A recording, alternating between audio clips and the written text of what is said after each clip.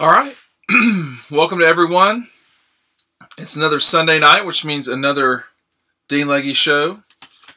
I'm not going to lie, I'm pretty exhausted. We had a very long trip to Missouri. Got up at about, I think it was 4 o'clock this morning, and figured out how to get back to Georgia, thank God. Georgia did not play well on Saturday, and, you know, if you read what I wrote earlier today, I wrote that on the plane. There's any number of ways to sort of look at it if you want to, but they're not going to beat Alabama playing the way that they did the other day, yesterday I should say. But they're also they won, and there were a lot of teams that didn't win. And there were also a lot of teams that won that looked bad. LSU looked bad. Oklahoma looked bad. There were quite a few teams that didn't have a Saturday that you would like. Georgia Tech is having a season you'd like to forget. But more than anything, this Tennessee game coming up, we don't have a line on it yet, and it's starting to look like we're not going to have a line on it anytime soon.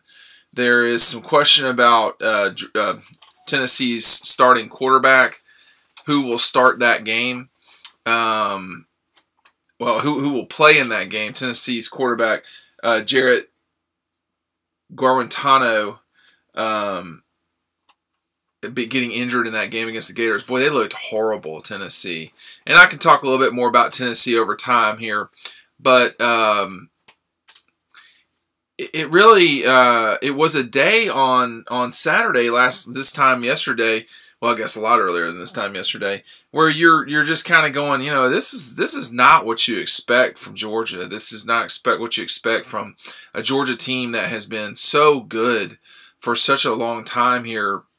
Maybe of their last 18 games, they've not played well probably twice. Once was against Auburn. In 2000 at Auburn. Once was yesterday. I mean, they didn't play so hot. And you know, look, my background is I played basketball and tennis in college. I played a bunch of AAU basketball with the Atlanta Celtics. I played obviously at Tucker High School. So over time, you do play sometimes, and you just don't play well. But that's not been the case with this team. I mean, you look at the Oklahoma game, the Alabama game last year, two teams that were on the same level as Georgia, Auburn to some degree. There were times when Georgia really played well against those teams. Was there a time yesterday where Georgia really played well? Maybe. I mean, here and there, but it wasn't consistent. And I would argue that where there were problems were things that you didn't suspect that there would be problems. I mean, this is not an offense that is predicated on throwing the ball a lot. I mean, Jake Fromm was 13 of 23. Now, Georgia still wound up with 185 rushing yards, but that's the lowest total for the season so far. And if my memory serves correct, the 172 that they gave up to Missouri was the most for anyone rushing. I could be wrong about that. In fact, I should probably check that before I say it so definitively. But in a game that really, really matters, Missouri was doing what they were kind of doing what they wanted to do, running the ball. So it was not the type of game that you want. But as I wrote earlier today as well, and I will plug Dog Post right now, which is that y'all should go and subscribe to Dog Post. It's exactly $1 for a month. You try it out. Most people like it. After that, you can choose to get a yearly subscription. The yearly subscriptions are $134, which breaks down to $11.20 a month. Or you can do monthly, where there's no obligation to stick around past 1 month, at $14.95 a month. It's like going to eat at McDonald's, but it's about Georgia.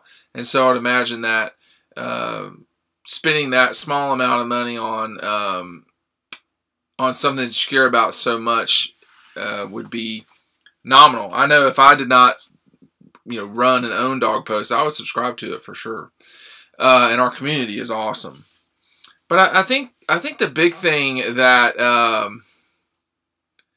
I just didn't expect. The game was odd, as I wrote about earlier. It was a game that, when you have multiple 2-point conversions, there were, let's see, one, two, let's see, no, what was I going to, one, two attempted ones. One went through for Missouri, one for Georgia did not. When you have that, when you have a blocked kick, when you have a blocked punt, when you have a special teams touchdown, when you have a defensive score, Georgia had 2 non-offensive touchdowns. These are just, that doesn't happen. And I remember one time in my freshman year in basketball in college, we shot 86% from the field, which is absolutely insane. It will never happen again. We broke an NCAA record. Someone probably maybe has done it. It's hard to shoot 86% just in the gym by yourself. But it was just one of those games, and once the game ended, it didn't mean anything. It was just in that moment, and that was it. Well, maybe this game is that. Maybe it only mattered in Missouri. Georgia will never play in Missouri again this season. So it was just like a one-off kind of thing. But I don't know. I was talking to someone who I really trust today who said, I just need to see another game. Well, the good news is you play another game in 6 days. The bad news is it's against Tennessee, a team that if you beat, you'll get no credit for. If you obviously lose, which is almost out of the realm of possibility, it seems. If you lose to Tennessee, obviously the world has ended. Something has gone drastically wrong. That probably would be an upset very similar to Old Dominion beating Virginia Tech this week. This is not, but what y'all should be watching for is how does Georgia play? Are they crisp? Are there 7 penalties like there were this past week? Or do they look good? If you look good and you play well, that is on the right path. If you do not look good and you do not play well, I'd start getting concerned. Because whereas Georgia does match up well with basically everyone they play, even to some degree with Alabama, to some degree, they need to play well and look good. But it was not a good game. It was not a good day. But they won. And they won by 14 points, which was right on what Las Vegas thought it would be. And so there's only so much sort of belly aching that should be allowed in these games. I mean, when you play in conference and you win on the road, it's tough. It's tough to win on the road, no matter what, particularly in conference play, because everybody knows everybody. But we do have a Bank South player of the game. This today is going to be 2 players. DeAndre Walker was voted by Dog Post members as being the Bank South player of the game, but so was Eric Stokes. It was so nice to talk to him after the game, after making what turned out to be a game-altering and perhaps even the game-winning play. Stokes with an 8-yard blocked punt that he returned for a touchdown. 20-7 is what that made the score, and then Georgia got up 27-7, and basically the game should have been over at the 11:29 minute in the third quarter, but it wasn't, and that's where the other Bank South player of the game, DeAndre Walker, sort of started wreaking havoc. There have been a lot of concerns about pass pressure from Georgia and sacks. I'm trying to remember if they had a single sack yesterday. I don't recall that, but Drew Lock had a lot of pressure on him yesterday. I thought between Tyler Clark, DeAndre Walker, just the defense in general was in their way. But I wanted to see more stout play from the defensive line. It wasn't unreal. So someone's saying that DeAndre had a couple of sacks. I can't remember. I mean, these games, when Georgia plays at Missouri, and to some degree when they'll play at LSU, I mean, the cross-Southern trips are tough on me, and we flew. So for the team, they get to fly in and out of Athens. The rest of us have to fly from Atlanta to either St. Louis or Kansas City. You drive the 4-hour round trip to Columbia, and then you fly out, and then you drive another hour and a half from South Atlanta to Athens. There's a question here on Twitter about, is it possible Missouri is just a good team? It is totally possible. You know, they're 3-1 now. We'll see I'd like to see a little bit more work from them. They can't stop. It doesn't seem like they have the ability on defense to really stop anybody. Kentucky looks like, frankly, the most complicated team that Georgia might have to deal with, because Kentucky will match up with Georgia, if you want to call it that, physically. They're going to hit them, punch them in the face, and all those things. That's going to be a real brawl up in Lexington. Georgia needs to play well. We think that Ben Cleveland will be back by then. I'd like to get a little bit better. I'd like to have more than one person saying that, but to us. But and we'll see what happens with Andrew Thomas. I saw both those guys get injured. Certainly Andrew Thomas. He just kind of got rolled up on at the end of a play. It was disappointing and discouraging, but you know, I should also mention the Bank South play of the game was from Eric Stokes. When he blocked that punt, that was the play of the game. There could have been others, y'all. Bank South could be sponsoring like 10 plays of the game. I mean, think about, you know, when you're thinking about where you're going to place your money, obviously Bank South is one of the best places to do it. But think about these, you know, sort of sponsorship opportunities that Bank South had this week, all right? 64-yard fumble recovery from Tyson Campbell. Most days, that would be the play of the game. You've got the blocked punt. Riley Riley with a 33-yard pass, putting Georgia up 27-7. That probably should have ended the game. It did not.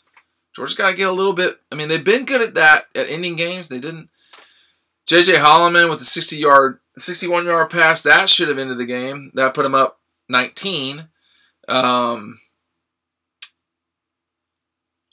don't know what he was thinking there. You know, you can't do that. They're just, you know, he knows it now. And then after that, you have Mecole Hardman scoring a 54-yard touchdown, putting Georgia up 18. So they were sort of regressing their lead the entire time. But there were a lot of big plays, and Bank South had a lot of, you know, the folks over at Dog Post, the members at Dog Post had a lot of opportunity to pick different people to be the Bank South play of the game. But this time it was, you know, Eric Stokes. So Eric Stokes came from not virtually nowhere, but he wasn't playing a lot. Now injuries have this team is sort of dealing with injuries right now. I mean, it's not great to lose two of your starting offensive linemen. You've got they were out at the end of the game. Andrew Thomas as well as Ben Cleveland. I mean, Monty Rice is dinged up. Tyreek McGee. A lot of these things are me going on memory. And obviously, yeah, I think at this stage now you're seeing where perhaps, I mean, having Zamir White would have helped yesterday. The run game was not bad. I'm not suggesting it was bad. And Tyler Simmons as well. Tyler Simmons is banged up. So that's a lot of guys that play minutes that matter for Georgia. These aren't just sort of guys. And DeAndre Baker, it turns out, was fine. But he got popped in the middle of that game near the end. 185 yards, that's good against I mean, that would be great against LSU. Against Missouri, you kind of expect more, to be frank. But again, you're playing on the road. It's not an easy thing to do. You know, I don't know. But Jordan Schaefer came in, Justin Schaefer came in to when Ben Cleveland got hurt, seemed to play fine. You know, sometimes it's harder to tell when you're on the field, and Georgia was trying to wrap that game up. And then obviously Cade Mays coming in for Andrew Thomas.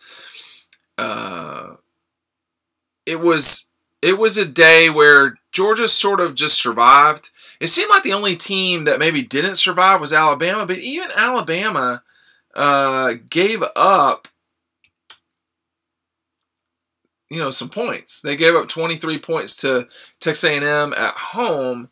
Not ideal. It's not something you'd necessarily want, but that was with a mobile quarterback who accounted for almost 300 yards of Texas A&M's, offense. Georgia doesn't play that way.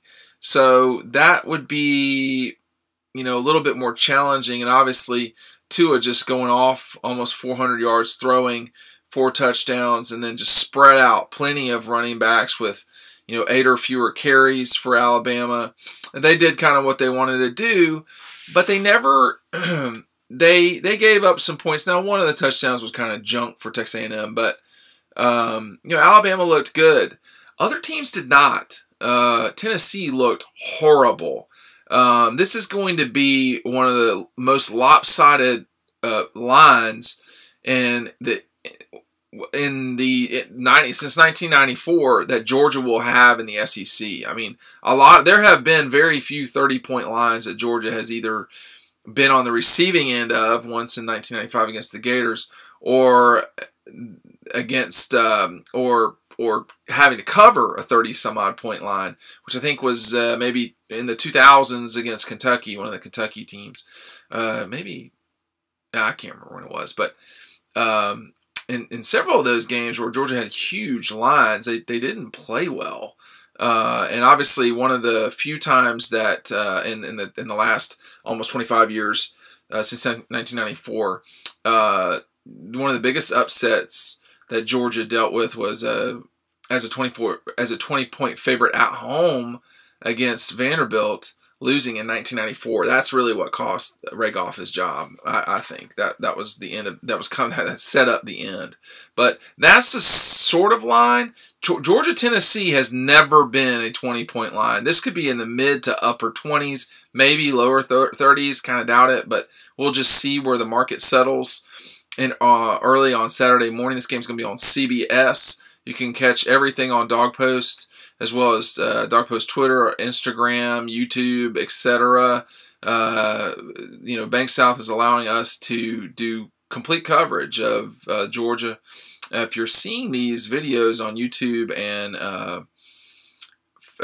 YouTube, to some degree Facebook, Instagram, and Twitter, it's because of Bank South's very helpful sponsoring and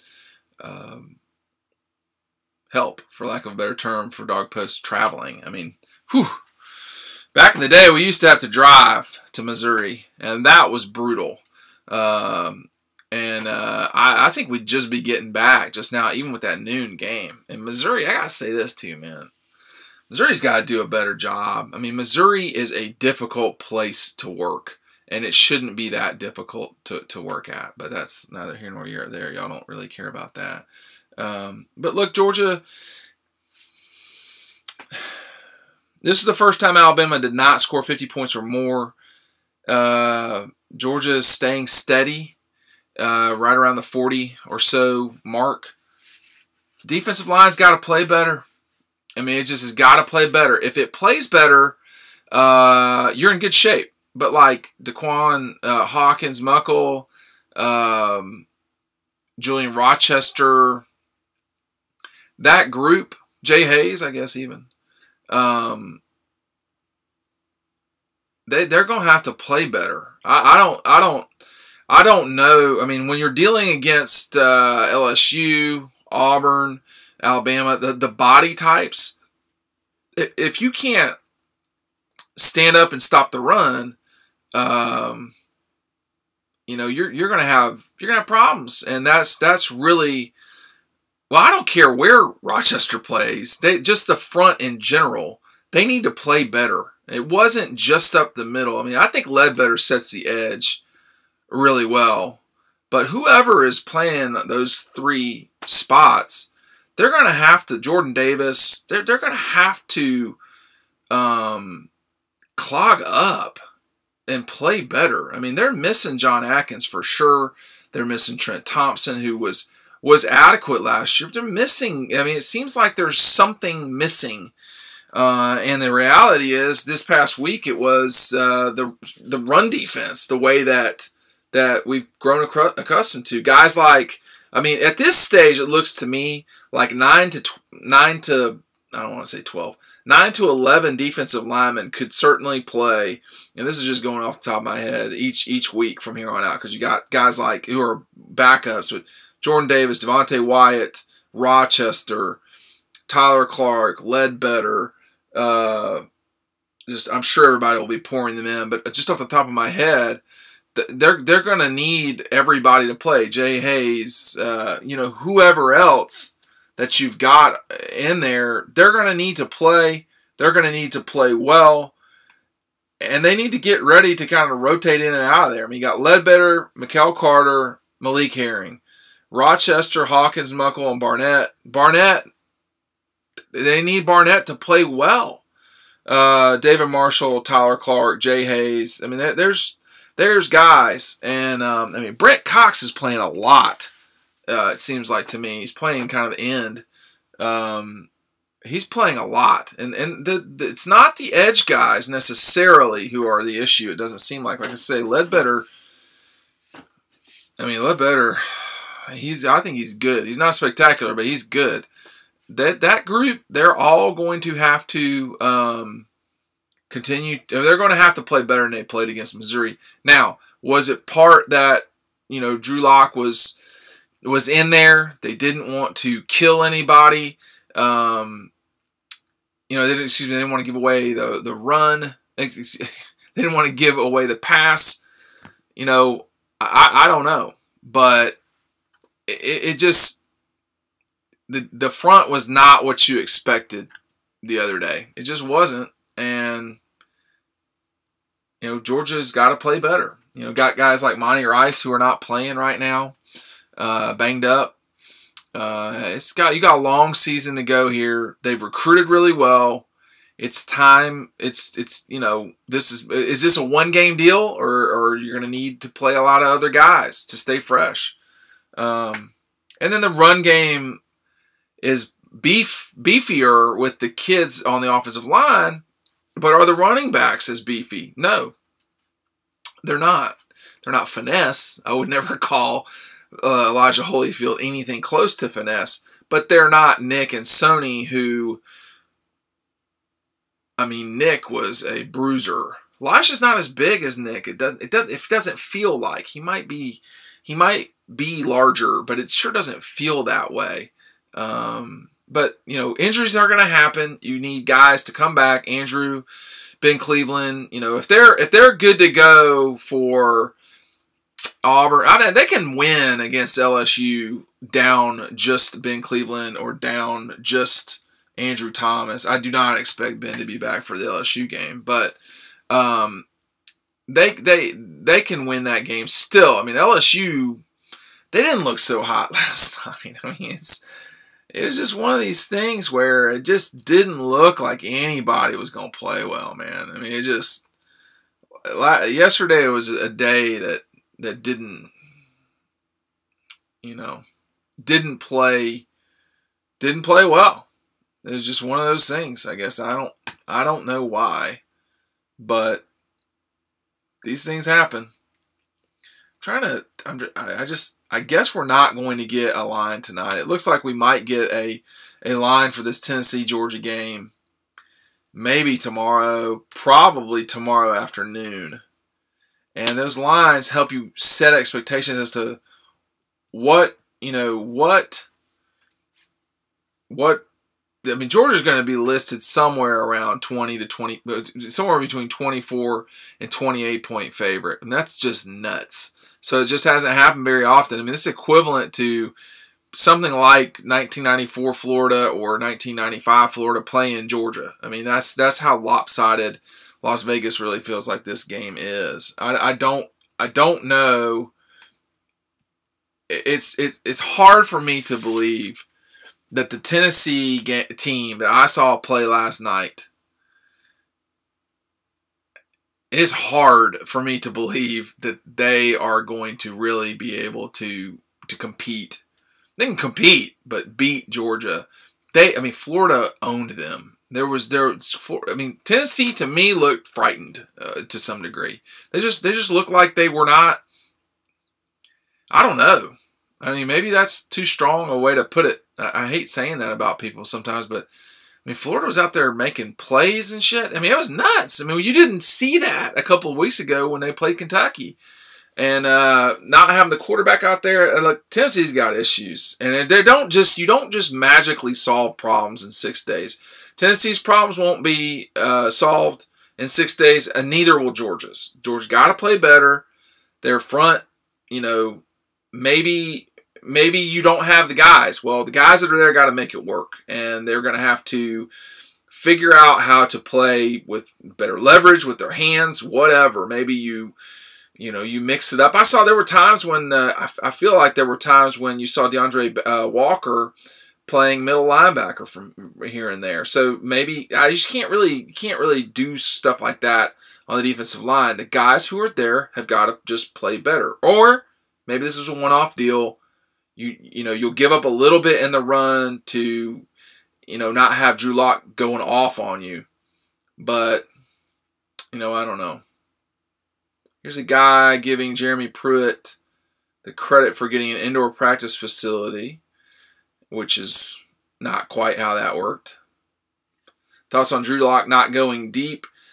It might not have been there. I mean, DeAndre Baker is a really, really good corner. And it could be what we just saw the other day is like a 9-win Missouri team playing well, competing at home and not winning. That may be what this is, but when you earn 14 points from the offense not even scoring, you should probably end a game in the third quarter.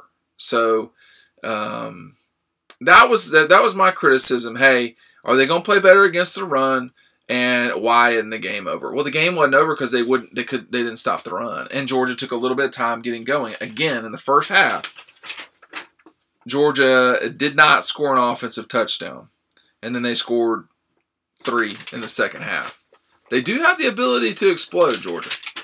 I mean, when you look at it, they scored, what was that? Well, explode is a relative term, but within 8 seconds of the fourth quarter, they had scored 3 touchdowns in 15 minutes. That's a pretty good pace. That's not unbelievable, but 21 points is 21 points. Would I have climbed the construction crane? That's the question from Twitter. Definitely not. I'm not a giant fan of heights. Someone is asking here about Andrew Thomas. Andrew, I don't know. We don't get Kirby on Sundays. We'll get him tomorrow. It looked like it was an ankle situation. Again, I don't know how bad. It didn't seem that bad, but you just never know about that. And as it relates to, there have been some questions about, was Kirby, screaming at Jim Chaney. There's no telling who he was screaming at. He is very animated, driven. What's the word? Like zoned in all the time. But the thing about him, he has the ability, it seems to me, to compartmentalize what just happened and move on. Typically.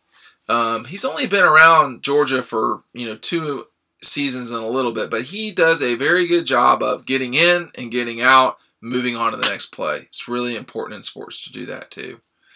I don't know if he's got tunnel vision. He knew that Holloman had scored that touchdown. He could tell that Holloman had scored that touchdown narrowly, because he went up to the official and he said, he was like, if he's holding that ball at all and it crosses the plane, it's good, right? And the official was like, yeah. And Kirby said, well, that's a touchdown then. That's basically, that's the sort of stuff you can see on the field that you can't really see in the press box. And then, vice versa. They see a lot of stuff that kind of we can't see. I don't know if he was really getting into the offensive guys. The offense didn't play well. Georgia just didn't play well. Special teams did, generally speaking. You take away that block kick, which at the end of the day did not hurt Georgia. Georgia did not. I mean, the special teams played really well. Everybody else was very average, and they scored 43 points. So,